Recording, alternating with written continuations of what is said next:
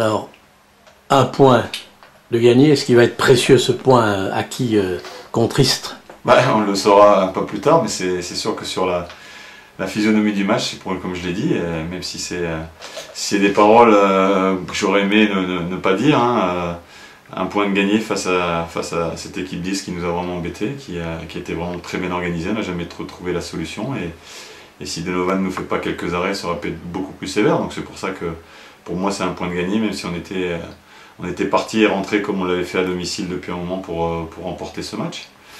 Donc il faudra aller, comme on aurait dû le faire même si on avait battu Istres, aller chercher des points à l'extérieur et dès samedi contre Guingamp, qui est aussi une bonne équipe de Ligue 2.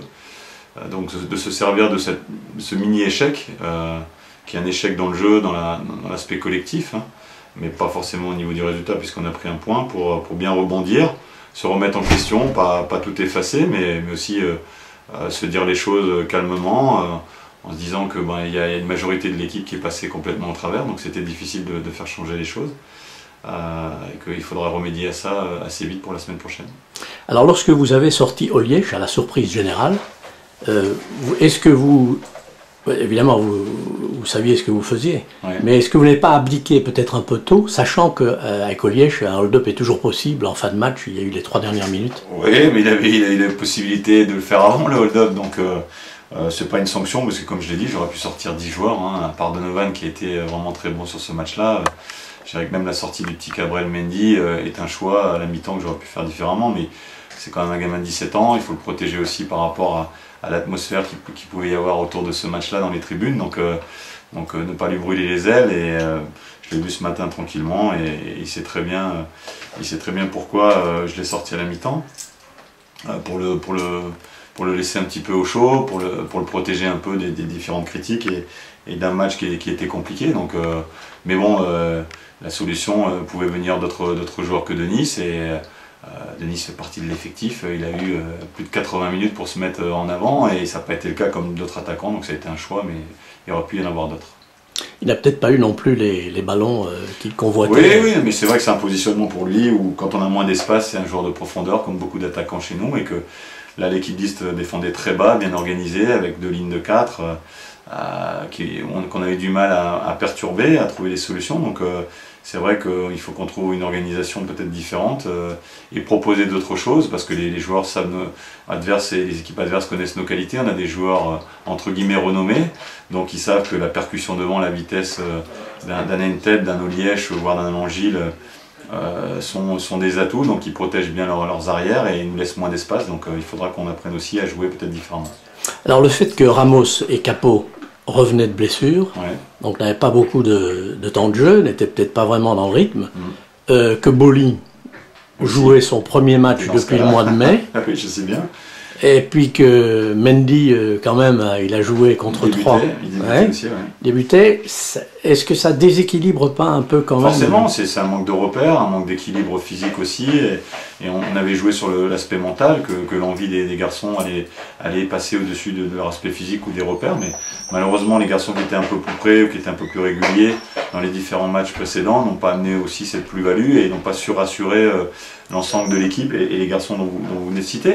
Donc c'est vrai qu'on avait, mais bon, il faut avoir aussi un effectif autre, et notamment au milieu de terrain, pour pouvoir proposer autre chose. Donc Meïté a été le garçon qui nous a manqué, ou Mandjek qui était suspendu au milieu de terrain, donc on manquait d'assises et de repères, mais je pense que notre entame de match n'a pas facilité aussi la confiance et la bonne fluidité de notre jeu. Alors Mandjek, sur les ondes de radio France-Auxerre, enfin de France Bleu Auxerre, oui, a dit pendant le match que il n'était pas au point physiquement et qu'il allait falloir revenir. Vous avez dit à l'issue du match que vous avez vu une équipe d'Auxerre, enfin 11 Auxerrois, complètement cuits, oui, à la fin du match. Y a-t-il un problème de préparation phisique? Non, ou de rythme entre les uns et les autres? Il y a un problème de rythme et de compétition entre les uns et les autres, ça c'est sûr, puisque vous avez cité des garçons qui revenaient de blessure, donc il manque de compétition. D'autres, bon, Georges dit qu'il n'est pas prêt, mais bon, il venait de faire un match avec l'équipe du Cameroun. Je pense que c'est surtout dans la tête où Georges avait quelques pollutions extérieures qui venaient perturber sa préparation. Donc je pense que physiquement, il est prêt. C'est surtout psychologiquement qu'il doit se mettre dans le projet d'Auxerre maintenant, comme d'autres. Mais c'est vrai qu'il y a un différentiel de préparation chez les uns les autres et qu'on a du mal à trouver cet équilibre-là depuis le début. Alors Léon, il fait un match de héros, de Superman, Batman, tout ce qu'on veut. Il a épaté tout le monde, on savait qu'il était bon. Est-ce que vous allez le protéger comme vous avez fait avec Julien et puis ne pas le faire jouer par exemple en Coupe de la Ligue contre Angers mardi? Écoutez, on a déjà une échéance de championnat contre Guingamp, voir un peu comment on s'y prépare, mais moi je suis parti sur une logique notamment au poste de gardien de but où c'est particulier, on ne peut pas non plus donner une carotte ou une sucette tous les 5 minutes. Aux joueurs de champ, on peut éventuellement changer de tactique, changer de possibilités dans les remplacements, mais le gardien est quand même un poste bien particulier. Donc non, aujourd'hui, à partir du moment où le gardien et Donovan donnent satisfaction, il sera toujours à même de remplir sa tâche, quels que soient les matchs. On a clairement compris au début de cet entretien que vous envisagiez, enfin vous alliez modifier votre système de jeu, enfin le plan de jeu, et d'autant que peut-être que Le Tallec, on le voit, manque en tant que pivot avec son jeu de tête de remise. Oui, alors vous vous dirigez vers quoi? On va essayer de trouver la solution à partir du moment où chacun pourra proposer physiquement et mentalement d'être optimum. On essaiera de trouver les meilleures solutions. Ça sera avec des jeunes peut-être, ça sera avec des plus anciens. Je pense que c'est un bon mélange de ces deux productions qui nous amèneront à mettre le meilleur équilibre en place. Mais je pense que ce match-là doit nous servir de repère pour mieux faire forcément, pour se remettre en question, pour garder confiance malgré tout. Et il ne faut pas tout effacer de ce match-là. Au contraire, de cet échec-là, il faut ressortir grandi et s'en servir, faire la bonne analyse et savoir qu'il faudra, à mon avis, qu'on propose autre chose sur une organisation, mais aussi dans la qualité individuelle des joueurs, parce que les joueurs adverses, contrairement à ce que je leur ai dit, est-ce que certains joueurs de chez nous connaissent les joueurs d'Istres, c'est pas, ou des supporters qui venaient au stade connaissent le nom des joueurs d'Istres ou leur qualité, c'est pas sûr. La différence, c'est quand nous on descend de Ligue 1, il y a des joueurs qui sont connus, leurs qualités sont connues, donc les équipes adverses savent très bien la stratégie et les qualités de nos joueurs et jouent en fonction, et on a du mal à passer outre, et il faudra trouver d'autres stratégies pour contrarier les équipes qui viendront notamment regrouper à la maison, vu nos derniers résultats, puisqu'on avait gagné notre premier match. Mardi au Stade Abbé Deschamps, en Coupe de la Ligue contre Angers. En 2 semaines, oui. En 2 semaines, oui. Est-ce que vous allez avoir des compos, enfin vous allez faire tourner l'effectif, ou est-ce que l'objectif Guingamp est absolument prioritaire et à l'extérieur, allez-vous modifier votre fusil d'épaule? Non, l'objectif est le match de Guingamp, il faut rattraper les points qu'on a perdus malheureusement à domicile et puis forcément commencer une série à l'extérieur puisqu'on n'est pas revenu avec un seul point pour l'instant. Le match de mardi, il sera en fonction de ce que j'aurai vu samedi et que la meilleure façon de préparer mardi, même si l'urgence c'est Guingamp samedi, ça sera de faire un bon résultat. Donc j'aurai un effectif à ma disposition, il y aura une semaine de travail en plus, il y aura des matchs, et notamment aujourd'hui, des joueurs qui sont partis en CFA, qui ont du temps de jeu, comme Colaché, comme Capandier qui est parti ce matin en voiture les rejoindre, comme Ndong, donc j'espère avoir tout mon effectif, mis à part peut-être Haddad, Bourgeois qui sera encore un peu court, qui risque de jouer en CFA en semaine prochaine. Les autres sont sur le pont, donc à moi par rapport à ce potentiel-là, de faire jouer les meilleurs et dès samedi à Guingamp. C'est une équipe en reconstruction, il faut refonder, et il faut aussi un déclic quand même à un moment donné. Bien sûr. Moi je pensais que le plus dur était fait avec cette date, on avait parlé du mercato qui se finissait le 4 septembre, que chacun allait être dans le projet. Sur l'aspect mental et de la préparation depuis le match de Troyes et la semaine qui a précédé le match de Istres, ça s'était très bien passé, il y avait de l'envie, il y avait de l'enthousiasme, il y avait du travail de bien fait et que c'est un petit peu de l'incompréhension sur cette performance contre Istres qui est due aussi à la qualité et à l'organisation de l'équipe en face qui nous a perturbés, on n'a pas trouvé les solutions, donc je répète.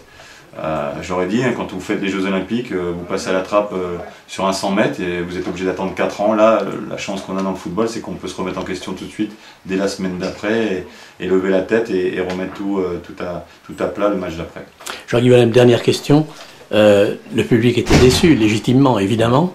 Et comment faire passer le message, comment faire comprendre, en fait, que cette Ligue 2 est un championnat de grande qualité, très difficile, avec de bonnes équipes, de bons joueurs qui produisent du jeu, et y compris peut-être aux joueurs, parce qu'Auxerre, le grand qui descend de Ligue 1, Auxerre n'est plus grand, Auxerre recommence et est à égalité comme tout le monde, et ce message-là, dans l'esprit des supporters, voire de certains joueurs, c'est pas évident à l'intégrer. Non, mais c'est de marteler ce discours-là, mais pour les joueurs notamment, hein, et de l'appliquer à l'entraînement, mais aussi pour les supporters. Je pense que, comme d'habitude, ce qui fera, et je l'explique souvent aux joueurs, ce qui fait, même si une partie du public, malheureusement, vient aussi de temps en temps pour déjà attendre que ça se passe pas très bien, parce qu'ils revendiquent d'autres choses, la majorité des supporters viennent voir pour prendre du plaisir et voir un bon match. Donc c'est aussi nos actions, c'est aussi notre performance sur le terrain qui amènera les gens à revenir, qui amènera les gens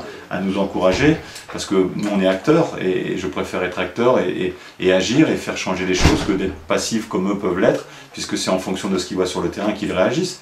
Alors c'est vrai qu'il y a une petite nébuleuse qui vient sur le terrain, qui vient autour du terrain pour revendiquer certaines choses et j'en suis désolé, mais ça n'avantage pas notamment certains jeunes joueurs qui ont besoin de confiance, qui ont besoin d'être rassurés, mais ça fait partie aussi de l'apprentissage.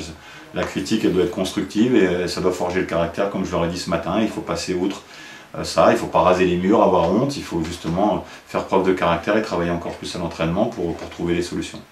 Et puis les joueurs vont faire face, puisqu'ils vont passer la journée à Auxerre Expo par petits groupes, ce qui est nouveau.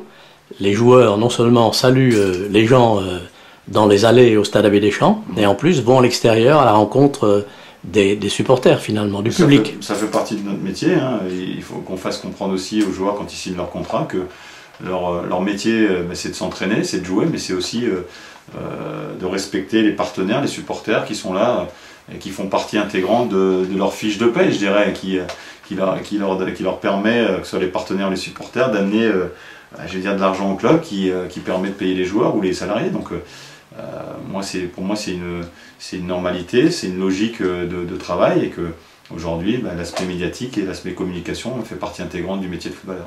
Istres n'a concédé aucun but lors des 4 derniers matchs, Auxerre non plus hier soir contre Istres. Vous avez beaucoup parlé à la fin de l'entraînement avec Julien, Christopher Julien.